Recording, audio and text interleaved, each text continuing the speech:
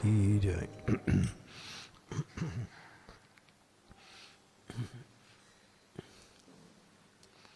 Om Namo Bhagavate Vasudevaya. Om Namo Bhagavate Vasudevaya. Om Namo Bhagavate Vasudevaya.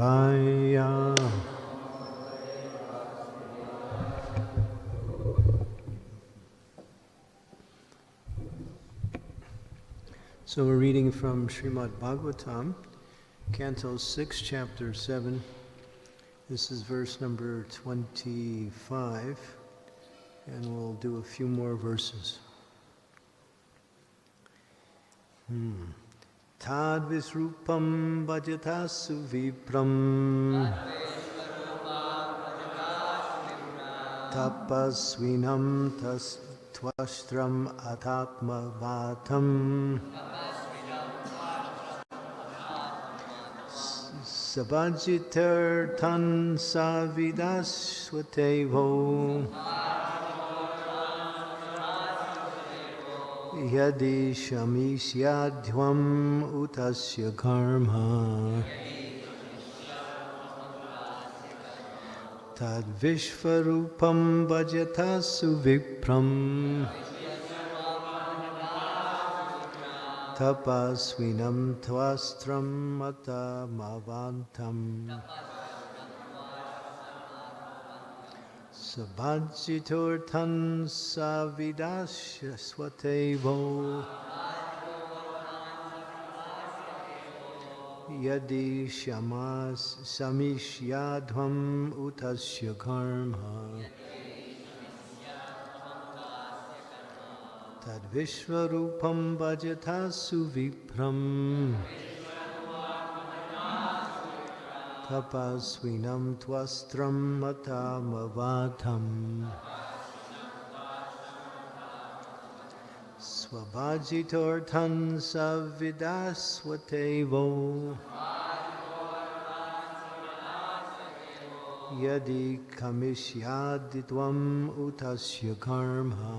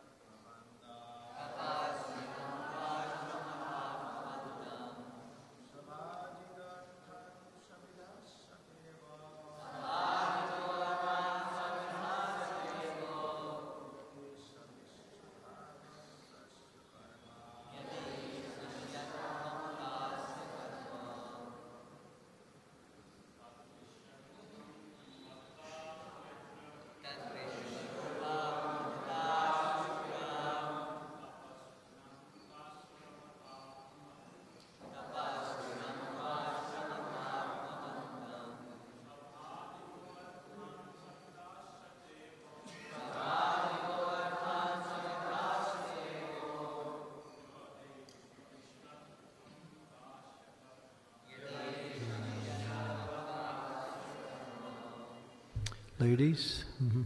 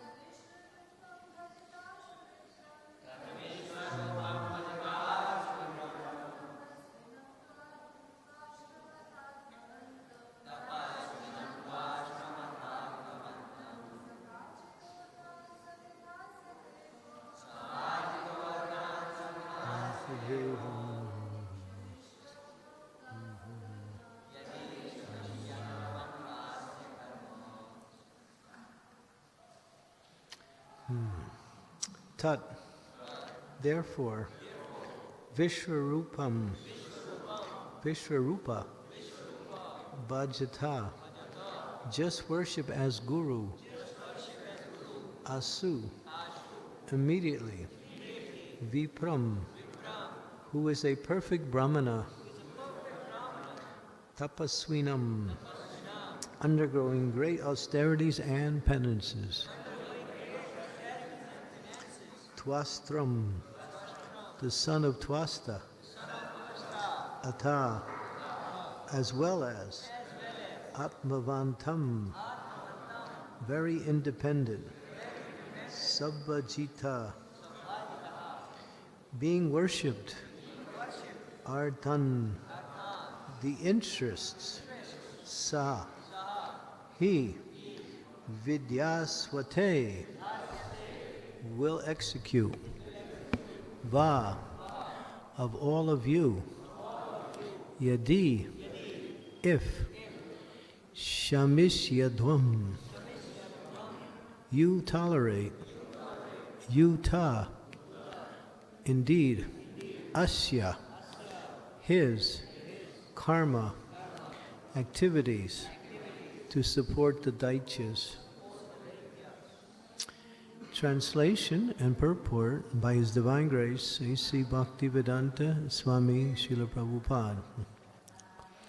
O demigods, I instruct you to approach Vishwarup, the son of Twasta, and accept him as your guru.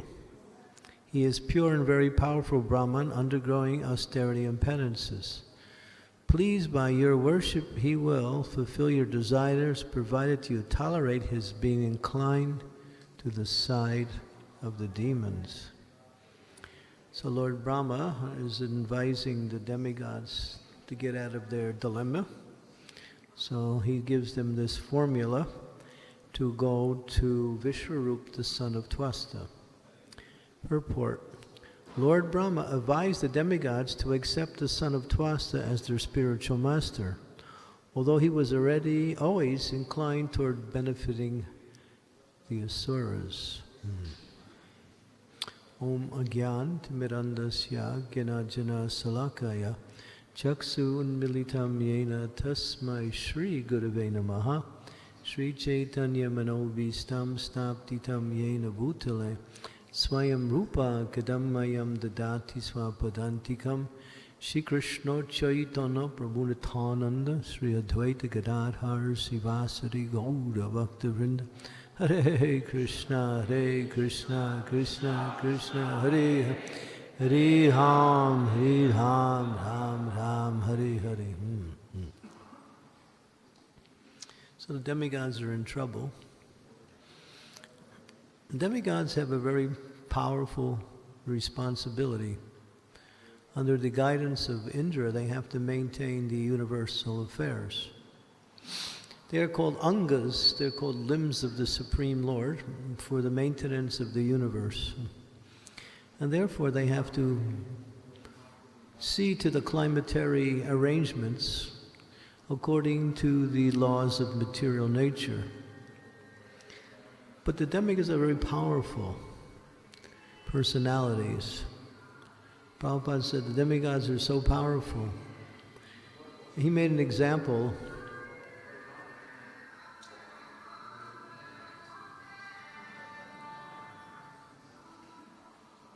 I kind of like that bhajan, but not right now. The demigods are so powerful. Prabhupada made the statement, you see a little insect walking, and if you have the power to just finish the insect, you could just step on it and finish, right? You don't do that because you're devotees, of course. Devotees don't kill anything. But Prabhupada said the demigods can do that to you. They can do that to you. That's how powerful they are. They can step on you like you step on an insect. But because they are devotees of the Lord, they work under the guidance of the Lord. But sometimes they misuse their power.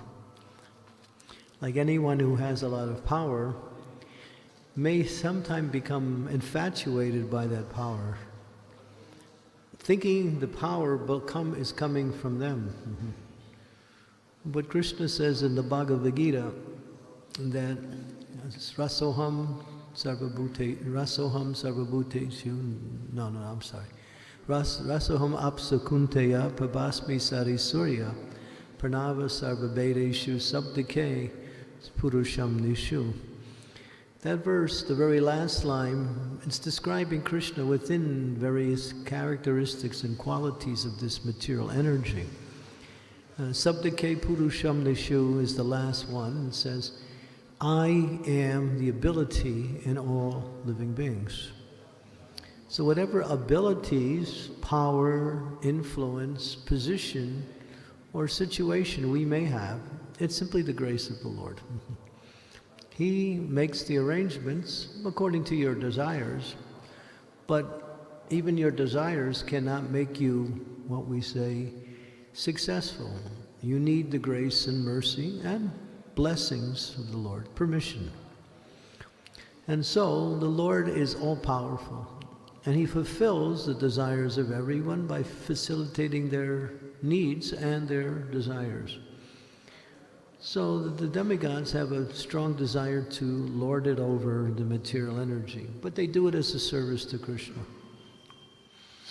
Even within our Krishna consciousness movement, we find devotees have that tendency to want to control, maybe have a position within the society for the sake of controlling, and that makes them feel important. But they do it as a service to the Lord. So it's bhakti, but it's still mixed with personal interests, personal desires. I want this position, I want this control, I want this situation, because I want it. It gives me satisfaction, it gives me some, what we say, influence over others. And maybe it also gives me a situation where I can get some extra mercy having this position, because then I can do great service for my spiritual master. Just like there was a story in Chicago many years ago where they needed a temple president. And the temple president was no longer there, so they needed to find a new temple president. So 3 devotees, who were all quite qualified, came forward for the position of temple president. Now, in those days, if you had a position, Jai Sri Radha Madan Mohan Krishna Balaram, Jai Jagannath Baladev Subhadra Maharani Gaurnitai Prahlad Nrsingadev Ki Jai. In those days, if you had some position in the society, then you could get more association with Srila Prabhupada. So, because Prabhupada would talk to the temple presidents and discuss the temple affairs.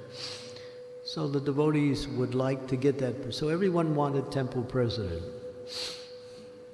Not so much today, right? There's a joke, there's an ISKCON joke where one donkey is walking along like this. And somebody comes up, Mr. Donkey, do you want to be temple president?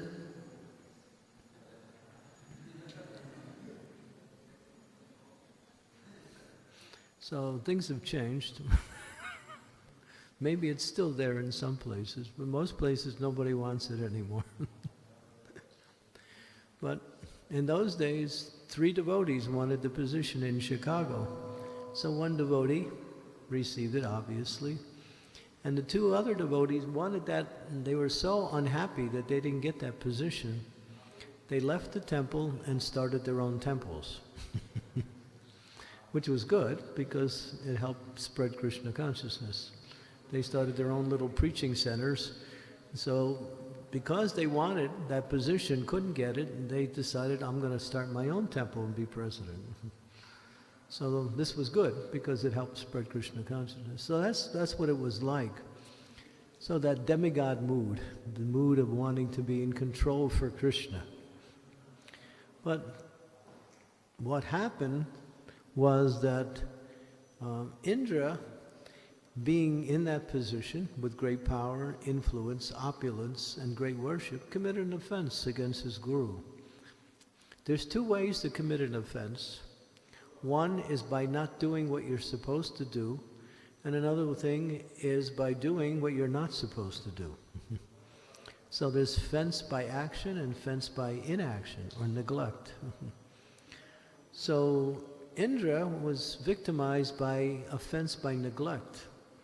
His spiritual master, Brihaspati, came inside while Indra was receiving great worship and honor and glorification. He was seated on his throne along with his wife Sachi, and umbrellas were being over his head, flowers being thrown, eulogies were being glorified.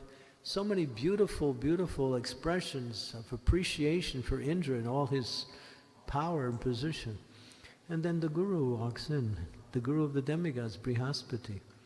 And what happens? Indra is so infatuated by his own worship, he sees his spiritual master, but he does nothing to acknowledge his presence. He simply goes on with the worship. Brihaspati, noting the mentality of Indra, simply turned around and left. Didn't say anything, didn't react in any way, just was very unhappy and left. So Indra came to his senses. He came to his senses. So he came to his senses and he realized he committed a great offense. Then he starts to condemn himself. But what happens is that when there is Guru Avagya, offense to the spiritual master, one loses some influence, some power, some position. So the demigods were powerful, but they had lost that, and the demons attacked and took over the heavenly kingdoms. They were easily defeated. In fact, it was so easy that the demigods didn't even fight. They couldn't even fight against the demons, which they always do and win. Now, having committed that offense, they had lost their power. And now they're in this position. So they want to gain their power back, so they go to Brahma, and Brahma gives them the instructions. Okay, you have to make some amends. You have to worship Vishwarup. Now Vishwarup, he's inclined to the demons. Vishwarup has 3 heads. He's a 3-headed personality. And for one head, he offers homages to the demons, one to the demigods, and one to other living entities. In other words, he does his puja in 3 different ways. And so now they approach him, and you'll go on to see what happens later. And now they ask for his mercy, for him to, give them power, and goes on to explain what happens. And so now, and this is the situation at the present moment. So we'll read on to some of the other verses that come up. The next verse, Sukadeva Goswami continues, thus advised by Brahma and relieved of their anxiety, their feeling relieved, the demigods went to the sage Vishwarup, the son of Twasta. My dear king, they embraced him and spoke as follows. Now, when you have some personal interest at heart, and the person that you need to approach to get that interest fulfilled, you're kind of nice, sweet, a little bit loving, maybe using fancy words. In other words, when there's personal interest at heart, and you make an extra effort. There's an extra effort that's being made. So the demigod said, beloved Vishwarup, may there be all good fortune for you. We, the demigods, have come to your ashram as your guests. Please try to fulfill our desires according to the time, since we are on the level of your parents. So now, not only are they requesting, they're saying, you're our son and we're your parents, so son must obey the parents. A little bit of coercion there. O Brahmana, the highest duty of a son, even though he has sons of his own, is to serve his parents. What to speak of a son who is a Brahmana? So we understand according to human culture, which is Vedic culture, that parents must be respected, honored, and obeyed. That is the duty of those. Kali Yuga has changed that a lot. Both the parents are not qualified to be obeyed, and nobody obeys their parents anyway. So we obey our parents when we like it, and we don't like it, or we argue, and this is Kali Yuga. But here, the Vedic culture is the parents are like gurus. It's mentioned in the Shastras that one of our spiritual teachers is our mother and our father. And they are as good as our, what we say, initiating spiritual master. Because they have given us this body and given us direction in life where we have come to the point of having an opportunity to engage in devotional service. So we are grateful and honor parents and take care of parents to the end. Prabhupada wanted that. Sometimes we saw in Western countries, when Prabhupada was preaching there, many of the young boys and girls, they left their family to join Krishna consciousness, and they broke off all connections with their family. And Prabhupada said that you should not neglect your parents. Unless they are against Krishna consciousness, you should take some time and visit your parents and try to encourage them also in Krishna consciousness. So Prabhupada wanted the parents to become devotees too, not just the children. So the next verse, the Acharya, the spiritual master who teaches all the Vedic knowledge and gives initiation by offering the sacred thread, is the personification of the Vedas. Similarly, a father personifies Lord Brahma, a brother, King Indra, a mother, the planet Earth, and a sister, Mercy. A guest personifies religious principles. An invited guest personifies the demigod, Agni. And all living entities personified Lord Vishnu, the Supreme Personality of Godhead. Purport: according to the moral instructions of Chanakya Pandit, Atbhavat Sarvabhuteshu, one should observe all living entities to be on the same level as oneself. This means that no one should be neglectful as an inferior, because Paramatma is seated in everyone's body. Everyone should be respected as the temple of the Supreme Personality of Godhead. This verse describes the different ways in which one should respect a guru, a father, brother, a sister, a guest, and so on. Also a mother. So these elements of culture and respects are the basis of the practice of spiritual life. Because without respecting other living entities, no one can approach the Supreme Personality of Godhead with sincere devotion. So respect comes in different forms. As is mentioned here, different categories of persons that we relate to personify different aspects of the culture and the society and the earth too. But in a practical sense, then within the devotional context, there's a verse that's from the 4th canto, 8th chapter. It explains how devotees should honor others. In that verse, it explains that if someone in devotional service is more advanced, then one should serve that person and hear from that person. If someone is on the equal level, one must make friendship. And if someone is in a lesser position, one should show compassion, mercy.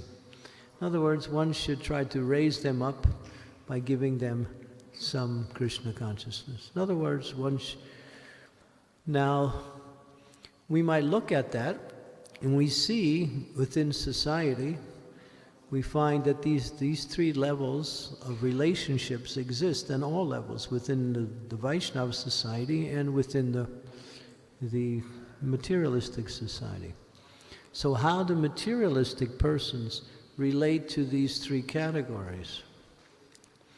The verse describes that if someone is greater than you, especially if someone is in the same occupation as you, then one feels envy towards that person. One doesn't feel happy to see a more qualified person. If someone is equal, then amongst friends, what do friends do? They tell each other how great they are. Did you know I'm such a good friend? I can do this and I can do that. I'm your friend. In other words, we push our position as being someone's friend by glorifying ourselves. And we want to impress our friends by doing certain things that make them feel, oh, I have such a nice friend. So that's an anartha, that's a deviation. And the last one, if someone is lesser, then what do? Feel good because I'm in a better position, or somehow deride that person, criticize that person, like that. In other words, make that person, what we say, an object of criticism or an object of neglect, either one. Prabhupada gives an interesting definition of nonviolence from the Bhagavad Gita. It's an interesting definition. He says, it's in the 20th the 13th chapter, verses 8 through 12, 4 verses, describe the 20 items of knowledge. And one of them is nonviolence. So Prabhupada says that nonviolence generally means not to cause harm to the physical or mental body of another person. But actual nonviolence means to take time to raise people away from their suffering. In other words, to be nonviolent means to alleviate other persons who are suffering. And he says that if one does not doing that, then one is violent. So one becomes violent by not helping others who are actually in need of some mercy, some help, some suffering. And we see that in practical society. If someone is being killed or attacked, people will not come to help because they think it's not my business, or if I do, I might get in trouble, something. But that's not human culture. Human culture means if someone's in danger, if one can do something. Just like when Prabhupada was in Australia, we had very, very, very bad public relations when we were in Australia. The government didn't like us, and the news media was criticizing us in different ways. They would stop our Harinams and book distribution, sometimes put devotees in jail. So, but still, we were going on. And one day, about 2 doors away from our building, there was a huge fire in the building that was just next to it, a couple doors down. And people were on the roof and inside the building calling for help. So the devotees had been preparing for the Rath Yatra. So they had this huge canopy that they had for Lord Jagannath for the Rath Yatra. So the devotees came out with the canopy and held it like a net, a big net, and all the devotees held it, and they asked people to jump. So people were jumping from 4 stories, 5 stories high into this canopy. And so many people jumped and their lives were saved. So this made big news. That the Hare Krishnas saved so many people from this burning fire. Our publicity was just like, okay, we like them, they're good people. Yeah, so we'll keep them around. Before, it wasn't like that. So, see, if you do something to relieve the suffering of others, even in material society, you're considered to be a great person. Feed the poor, show some compassion to others, open hospitals, or do something. And this is natural, this is normal, this is human, this is actually culture. So when that is seen as like in society, people don't even care about people. And therefore, people are always in difficulty. But the devotee thinks, oh, if I can help someone by preaching Krishna consciousness or doing something, or even helping them in an ordinary way, that's a great opportunity to serve the Lord by serving this person. Like that. So these three levels of... So here, Prabhupada quotes Chanakya Pandit by saying that one should see, this is very difficult, one should see others as they see themselves. What does that mean? There's a statement in the Christian scriptures. It's called, you've heard of the 10 Commandments? In Christianity, they have 10 commandments. It's very popular in West. Well, the first commandment is to love God with all your heart, with all your soul, with all your mind. That's the first commandment. And the second commandment is to love your brother as yourself. So that is somewhat what we're saying here, is that what is good for me, I should want to give that to others. It takes the form of preaching, takes the form of showing compassion to others. So seeing others means what is good for me in terms of general things, not things that are just selective, but general. In other words, Jai Shri Shri Radha Madan Mohan Ki Jai. Not just philosophical teachings, but whatever one can do to show kindness or to help another person when we encounter that, that is Krishna consciousness. When Prabhupada was asked,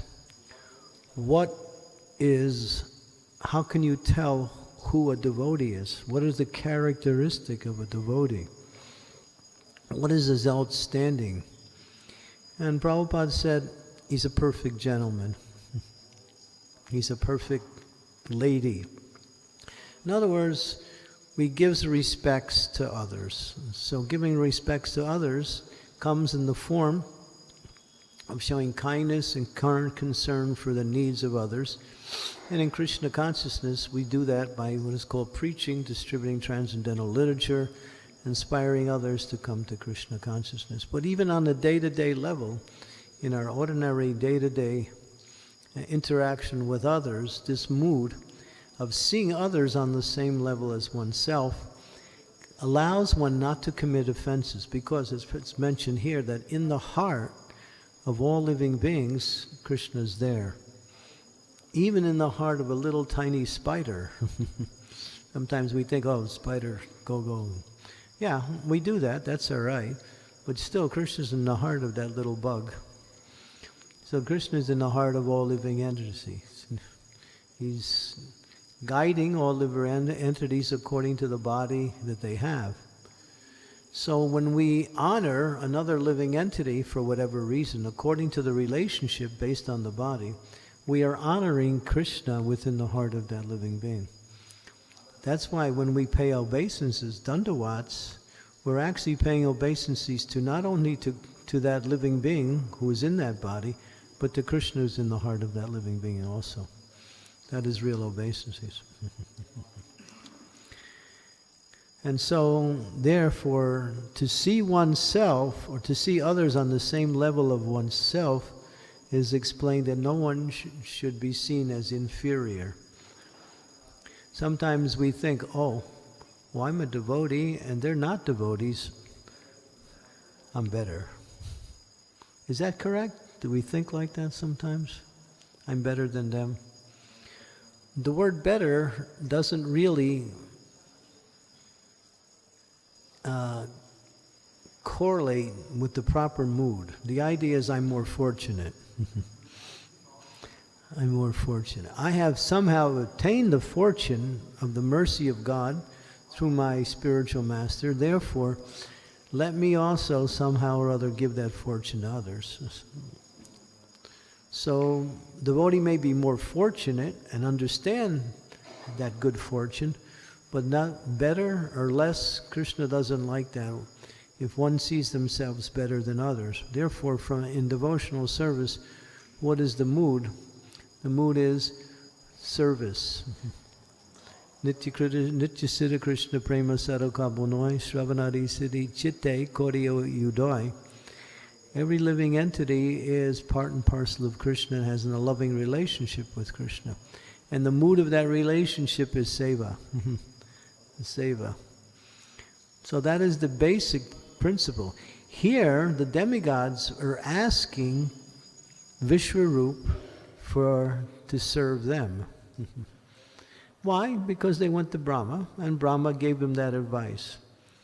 But later on, you'll find in this particular pastime, as it plays it out when it goes all the way to Vitrasura, this is the basis of the pastime of Vitrasura, you'll find that what happens is that the demigods are criticized because they are sakama. There's akama and sakama. Kama means desire, and sa means with. And akama means desire without material desire. So the demigods want to keep their position as demigods, and Krishna allows that. But Krishna lets them know that you're not pure devotees. When they were later on, when Indra was fighting with Vitrasura, you'll come to that in the text. Vitrasura was more glorious, although he was a demon, than Indra. He was a devotee at heart within the demon's body. Vitrasura was simply fighting so he could go back home, back to Godhead. And Indra was fighting so he could maintain his position in the heavenly planets. So one was fighting for spiritual attainment, the other one was fighting for material position. So we see here, in this situation here. So there's many interesting points here. And so I'll stop here and see if there's any comments or questions. Any questions or comments?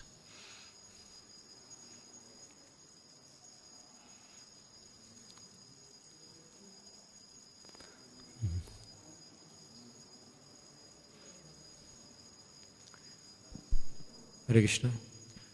Thank you very much, Maharaj, for giving a nice instructive class. The question is that, like, as you told, like, one should take care of the parents as much as possible, as Prabhupada also mentioned the purport. Like, but sometimes devotees also said that, like, it may lead to the attachment also. Though we are in a brahmacharya ashram, if we go and take care of the parents and give the time frequently. If you're a brahmachari and you go home to your mother and she wants to kiss you, what happens? It's a problem, huh? For brahmacharis, huh? It happens. I think you should be respectful and let them know and they should also. But to visit the parents is good for the parents. But if you stay too long, that's the problem. If you stay one day, I used to go see my mother all the time as a sannyasi, and I would stay 3 days, and then I dropped it to 2, and then to 1. But still I went to see her, despite the fact that, I was, in my position. Because she had some inclination towards Krishna consciousness. Although she wasn't practicing anything, she was practicing as a Christian, still she liked Krishna consciousness. So that's good. And many of your parents here in India, are also devotees, either of demigods or one of the incarnations of the Lord. So it's good. And if they become attached to you, which they are, and you become attached to Krishna, then they make spiritual advancement. Like that. But you have to be careful not to get too much on the bodily platform. Be friendly, be respectful, like that. And talk about Krishna. They want to talk about, they say, oh, how's your health? Are you getting enough to eat? You look skinny. Here's some money, don't give it to the society, use it for yourself. My mother used to say that here. Every time I give you money, you give it to the society. Keep it for yourself. I say, okay.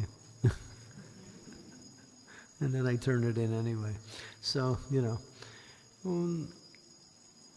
parents will be parents, just the way it is. Now, if they try to take you away from Krishna consciousness, then you can avoid that situation. And then you can maybe write them a letter once in a while. But you don't want to go there if they're going to talk against devotional service or criticize like that. And then you can avoid that. Then you're doing them a favor by not visiting them. That way they don't commit offenses. In Mumbai, the devotees in Chowpatty were joining the ashram. So one brahmachari, he was there. His mother was trying to get him to come home and be a nice boy, get married. And so he wasn't. So his mother came one day and she made a big scene in the temple. She started hollering and saying, you should come home. You have to come home. And everybody was trying to calm her down. And finally, there was a light socket with a, cord hanging down. There was no light bulb in there. So she said, if you don't come down, you don't come home, I'm going to stick my finger in the socket. In other words, I'm going to commit suicide. She said that right in front of all the brahmacharis. So everybody got nervous, so the boy went home to save his mother from getting shocked or electrocuted. So after some time he came back again. And then she came again. And then she made another scene. There was another play act, another drama. And she did the same thing again. I'm going to stick my finger in the socket. And this time nobody said anything. And she didn't do it.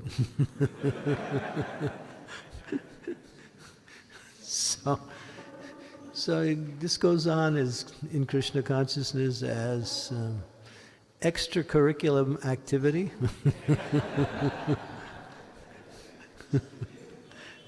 Somehow you have to work with that. It's extraneous to devotional service. But if you can make your parents come bring them closer to Krishna, then that's the best. Thank you, Maharaj. Okay. Any other questions? You can ask the questions in Hindi or Bengali if you want. I was told people don't ask questions Hare Krishna. because they don't want to ask in English. So you can ask it in Bengali or Hindi, and then somebody will translate it. हरे कृष्ण महाराज। तो आपने बताया कि हर जीव के प्रति मतलब सम्मान करना चाहिए, आदर करना चाहिए। हाँ, तो जो जीव विष प्रयोग करते हैं उनके साथ हम कैसा व्यवहार करें, कैसा आचरण करें? जो जीव मतलब विष प्रयोग करते हैं उनके साथ कैसा आचरण करें? Hare Krishna Maharaj, as you mentioned that we should respect all living entities. So those living entities who are like those living entities who are poisonous, like snakes and etc., how should we treat them? How should we respect them? mosquito. Well, there's a verse in the 7th canto, Srimad Bhagavatam. It says that devotees become happy when snakes and scorpions are killed. So you avoid these living entities because by nature they're envious. What does it mean, an envious animal? Is that for no reason they will attack you. That means they're envious. So you avoid them. If you have to defend yourself, you might find yourself having to kill a snake or a scorpion. And that is not a sin.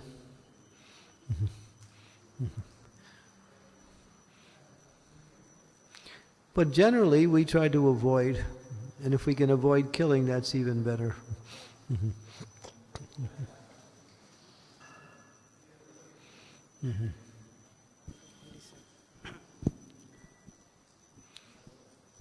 I told the story yesterday how when Bhaktisiddhanta asked the devotees to kill a snake, Srila Prabhupada was curious about why he said that. And then later on he read that verse in the 7th canto. So, yeah, we don't go around killing living entities who are snakes and scorpions, but we avoid them. But if it's necessary to defend the life of someone, then that action is okay. It's sanctioned.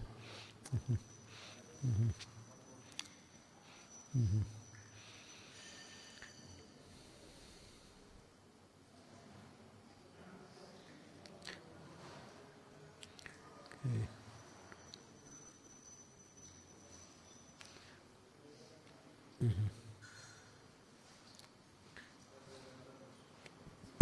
Hare Krishna. Another question, a devotee is asking that as Indra got puffed up due to his position and then he committed offense, so please guide us that how we can always remain in humble position and show our respect to all living entities. Some instruction. Well, therefore Lord Chaitanya gave us the verse Trinadapi Sunichena Tayori Vasahishnuna Manina Mamanadena Kirtaniya Sudadahi. So by practicing these qualities, humility, tolerance, giving respects to others, and not be eager for self-respect, by practicing these we can develop the proper mentality. And we should also try to serve the devotees. We should look for opportunities to offer service to the Vaishnavas. If we're in this mood of service all the time, then we will not be in the mood of committing and of becoming proud or puffed up.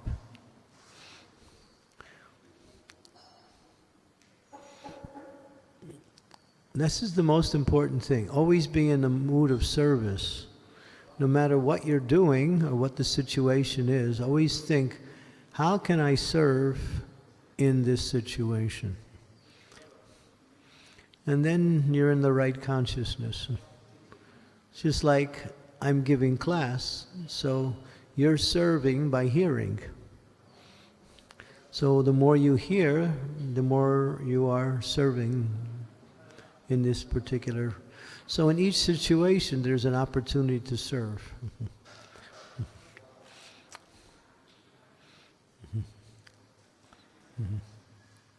Thank you very much, Maharaj. You used to ask a lot of questions. What happened? No questions this year? No? You finished all your questions, huh? Okay. All right. Anything else before we end? Okay, Srila Prabhupada ki jai. Gaur Premanande. Hari Hari Hari Bol.